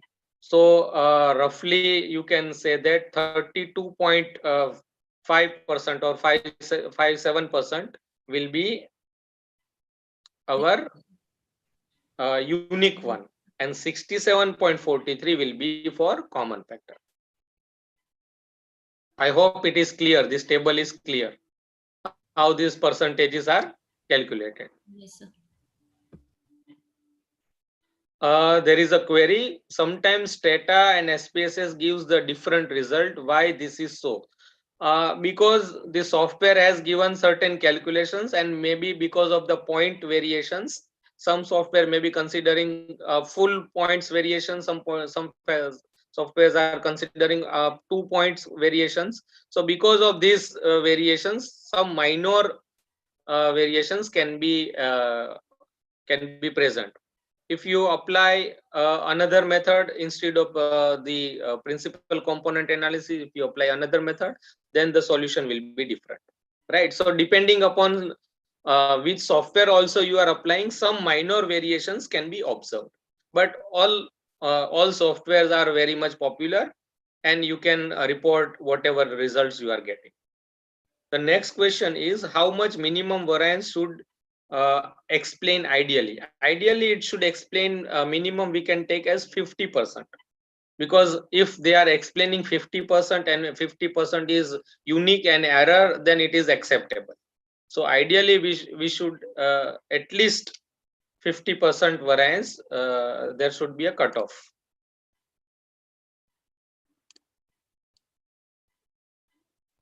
And if you have summation of all these variables, then you will have 11. So because each variable is giving you one variance. So if you have a total, if the number of variables are 11, then your answer will be 11. Sir, when the components are more, say around 50. Please repeat. If the components are more of around 15. More than around 50. Number of components are around 50. Whatever number of variable is equal to number of component. Suppose I have 100 variable, then this table will give me 100 row from component number 1 to 100. Where I need to stop? I need to stop by identifying eigenvalue greater than 1. This factor should be retained and others will be omitted. If the eigenvalue is out of 50, it is for 15, more than 1. If the eigenvalue then 15 factors should be extracted out of whatever number of variables. Suppose you have 100 variable and it is showing you 15 factors, then you should retain 15 factors. Okay. Okay. Cutoff is eigenvalue greater than 1. Correct. Excuse me, sir. Yeah, please. Sometimes, I mean, I know, what I know is that we also have this option of extracting a fixed number of variables. Is it correct? Is that practice correct? Fixed number of factors. This practice is not correct. Because if you wish to give you the 3-factor solution, 4-factor solution, 5-factor solution, then you are not exploring it. Right. What is exploratory? In exploratory, we do not have any idea that how many factors are present. But SPSS provides you this kind of option also, that you came up with 3-factor solution or 4-factor solution sometimes. So, but it is not advisable. In exploratory, we do not have any idea that how many factors are present. And if we do not have any idea, that is why we are running exploratory factor analysis. If before running exploratory, if we have idea that 3 factors are present, then definitely we will go for confirmatory. Why should we go for exploratory? Yes. So if I have say around 30 components, if I have some 30 questions and some 15 kind of variables are coming, so even if there are 2 components coming in one variable with a high factor loading, that is acceptable. Yeah, it is acceptable. Okay. It is acceptable. Okay. Thank you so much.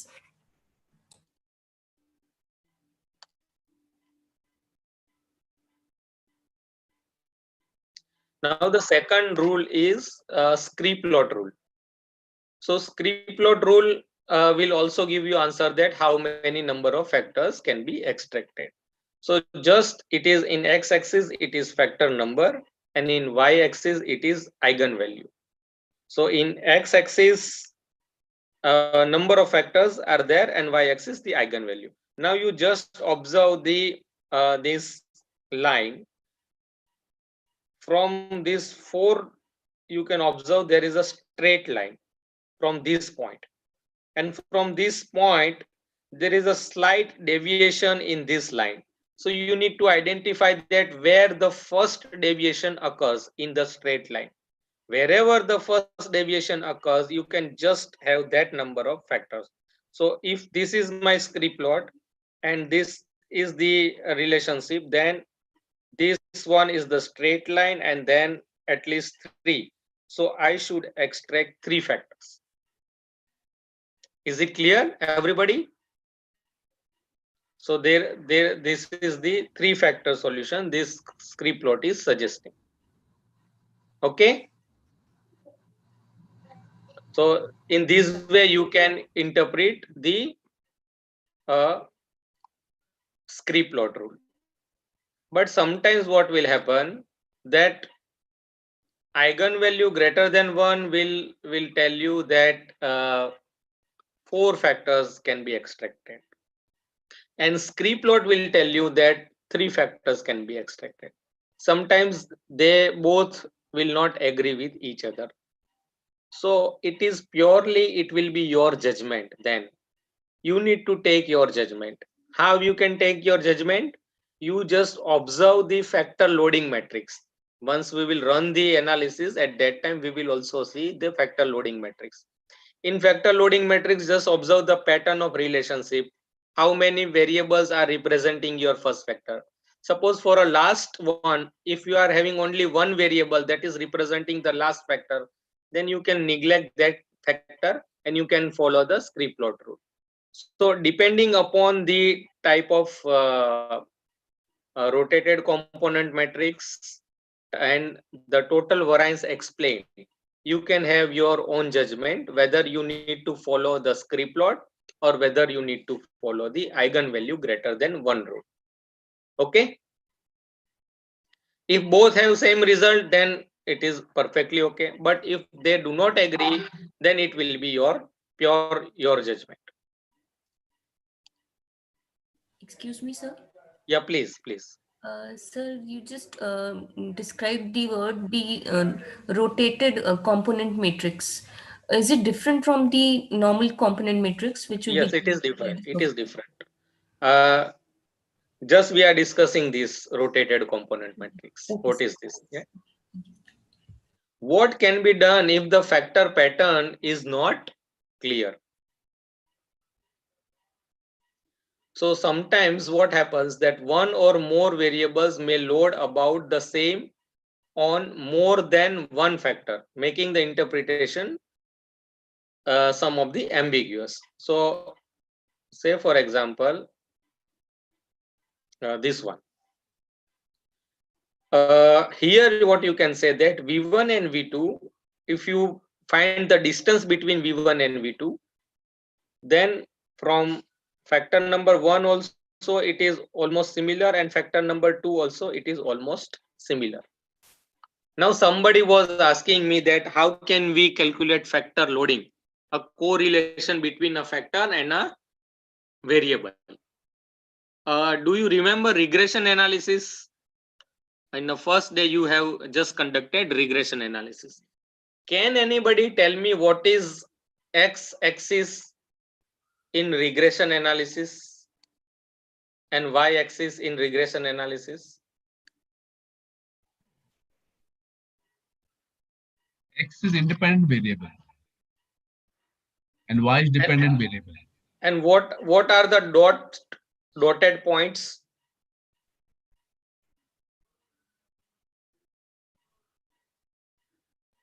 You are passing the line of regression, right? Through a dotted points. So what are these dotted points? Mean value. Mean value, or this line is mean value, but the points are the responses from the obtained from the respondents. These are your scores. The actual values, sir. Actual values, exactly. Right. Now, in factor analysis, it is reverse. Your axis represent your number of variables. Sorry, number of respondents. So if you have 100 respondent, then there will be 100 axis. And these dotted points will be variables. And on that axis, the variables which are very close to each other, they will be considered as the their correlation will be high. So they will be nearer to each other. Then through these 100 axes, we need to identify some groups of variables, and then we need to pass the line in that way that maximum number of variables will be passed through the line. So I may pass a line from in between V1 and V2. So this will be my factor number 1. I may pass another line from in between V3, V4 and V5. So this will be my factor number 2. So as many number of factors as the number of lines should be passed through the variables. This is the concept of factor analysis. Do you understand this concept? This is the fundamental difference between a regression analysis and factor analysis. In regression analysis, our dotted points are our scores or individual respondents scores, actual scores, and the axis are our variable, independent variable and dependent variable. And we need to pass only one line of regression through this point. Here, our axis are our number of respondents. Our dotted points are our variables. And we can pass the number of lines is equal to number of factors.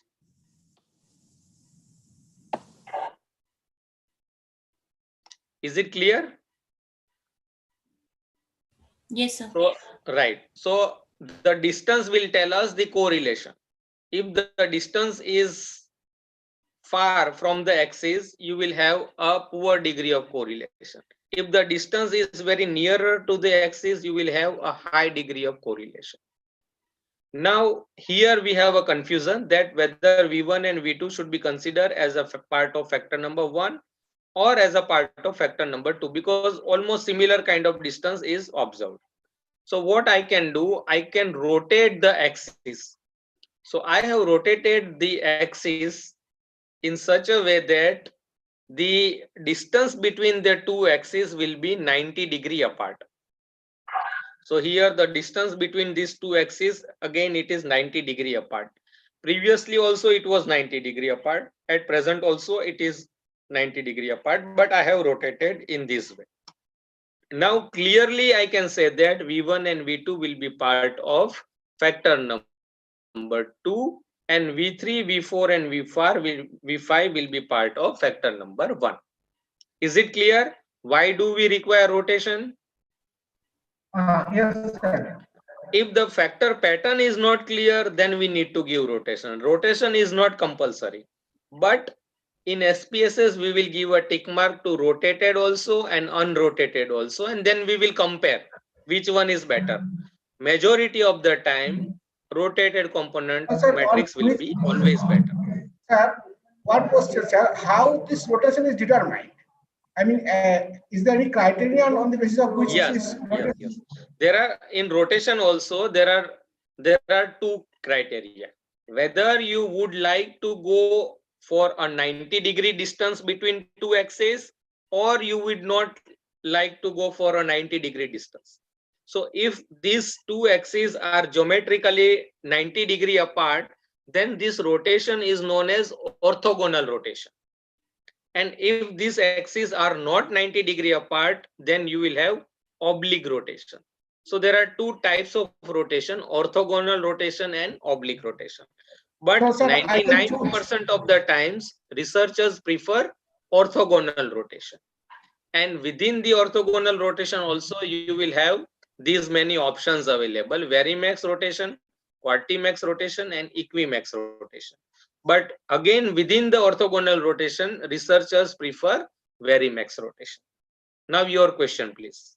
Sir, SPSS uses varimax rotation, maybe? No. It is offering all kinds of rotation. SPSS also offers orthogonal and oblique also, and within that also, it can offer other types of rotations also, types. But sir, if it is not orthogonal, that is oblique, then what's actually the difference? I mean, what will be optimal rotation there? Then it will provide you two kinds of metrics: structure matrix and pattern matrix, and based on that you need to take your decision. Okay. Right. But 99% of the researcher prefer orthogonal, and within the orthogonal they prefer varimax rotation.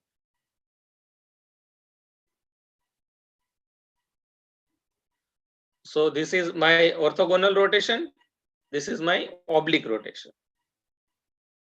In oblique rotation, they do not have a distance between 90 degrees. And then the factor scores will also be produced. That we will see how it can be produced. Fine. So now, if you, depending upon your conveniency, can we have this session tomorrow continue? Yes, sir. Yes, sir. No problem. Part? Yes, sir. Tomorrow. Yeah. Yes, sir. No problem. Okay. Yes, sir. Yes. Whatever we have discussed, if you have any query, though we have in between also we have taken queries, but at present also if you have any query, then we can discuss. The question is, do we need to have EFA for all instruments adopted? For adopted instrument, if ready-made instruments are available, Muhammad Khan sir, then you need not to go for EFA. So for servocool model, I have given the example. If it is adopted model, then you can directly go for CFA, not for EFA. But if you have a mixture of scales, then ideally you should go for EFA, and then you should go for CFA. So adopted we don't need, sir. Sometimes you do not purely adopt the scale, right? For us, for a construct, sometimes two variable you identify from one author, another two variable you identify from another author. So you have adopted scale, but a mixture of scales. So in this way, if you have adopted, then ideally you should go for EFA first, and then you should go for CFA in a mixture kind of a scale. But purely if you have adopted the scale 100% from a single author, then you need not to go for exploratory. Directly you go for confirmatory. Okay, sir. Thank you so much. Sir, can I ask my question? Sometimes. Yes. Which you told that we'll be taking in the end regarding sample size. Sample size, I think the rules I have also already mentioned. No. I was talking about the qualitative study, sir.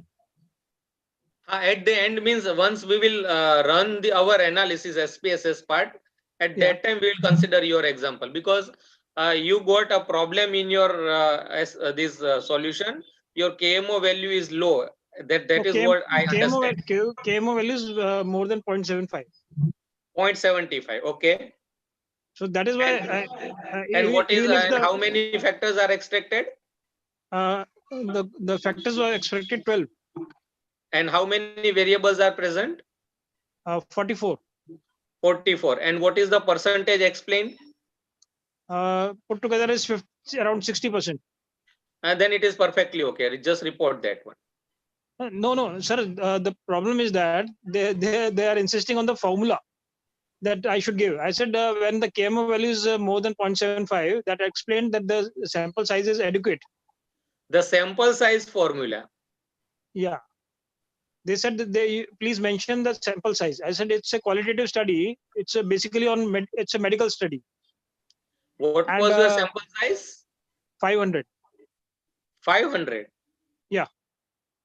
Then you can report so many rules, right? Rule of 100, rule of 150, rule of 300.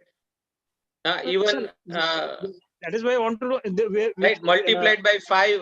Right, rule of STV is also applicable. So you can report so many rules subject to variable 1. I will share the slide with you, that one, the sample size slide, and then you can report that one. There was a basically the universe was a problem here, because we did it on asthmatic patient in Rajasthan. Okay. The prevalence was calculated somewhere 30 years back in India. Okay. And that too also not very correct, because they say we are not justifying what we are saying. It's a very big study on 80,000 patients. Still they say the prevalence which we got is 2.6%. Still we are saying that it is not justifying. So the problem is that if we take Rajasthan, we are not aware how many asthmatic patients are there in Rajasthan. We don't know the exact figure. So we cannot take the universe number. The statistically application of factor analysis, your sample size is perfectly okay. 540 number of variable and 500 of sample size, it is perfectly okay from statistics point of view. From population's point of view, you need to justify in another way. But from statistical point of view, 500 is more than okay for your kind of study. If you wish to apply factor analysis, exploratory factor analysis, this sample size is perfectly okay. You can report this sample size rule and it will be justified. But from population's point of view, you need to justify in a different way, right? The type of sampling, whether you have followed random sampling or non-random sampling, how the samples are collected, you need to describe, right? You need to classify them in a different way. And then even if a convenient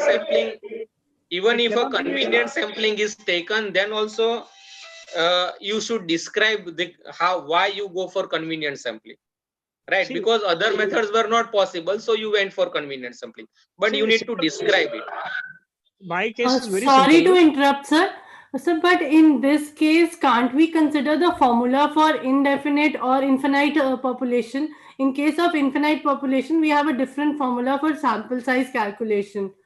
So that can be useful for that can be fellow useful, and researcher. definitely you will get around 384 kind of answer. Yes, 384 is. Yeah. Sir, my case is very simple. Our sample was asthmatic patient prescribed by a chest physician. So we are very specific. But you don't know that how many patients are being prescribed, right? So you don't know what is your population. So even if we know the asthmatic patient in Rajasthan, we are not aware that how many asthmatic patients are reporting to chest physician, because they are going to quacks, they are going to GPs. So that is why we are not very specific about the sample size. So that is why I said there cannot be an exact formula for this. Yeah, but make sure that your sample is not representing only very small area. No. The sample were taken from almost all the district of Rajasthan. Okay, fine. Then you report this procedure, how the samples are being collected, and it is representing entire Rajasthan in how many ways. And then you report from statistical point of view, you report. Then I think you will not have any problem. Correct, sir. But just share a slide where you're saying that I can justify this. The sample size one, that slide I will share definitely. Yeah. Yes. Thank you, sir. Thank you. Sir, I just have a query.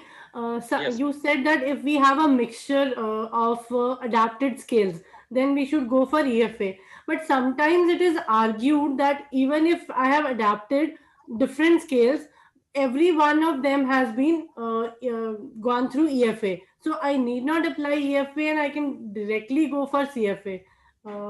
Is there any justification for this argument?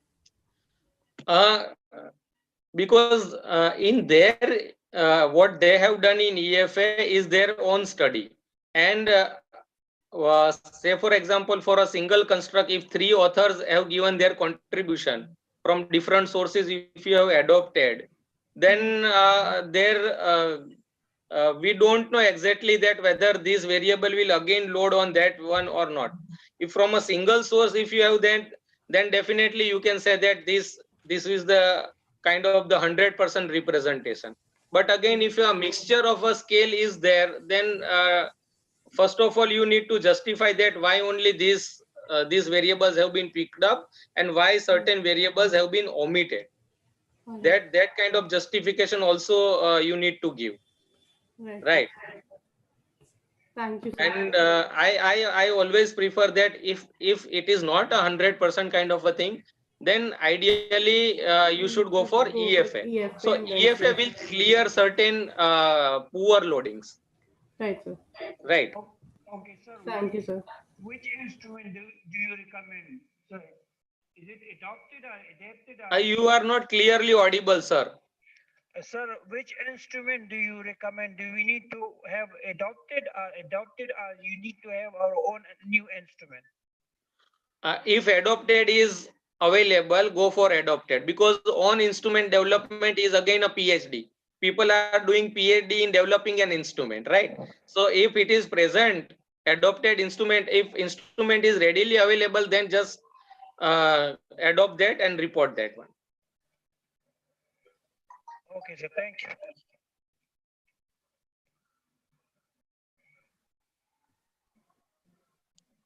Fine. So if you do not have any query, then Ravi sir, can we conclude then?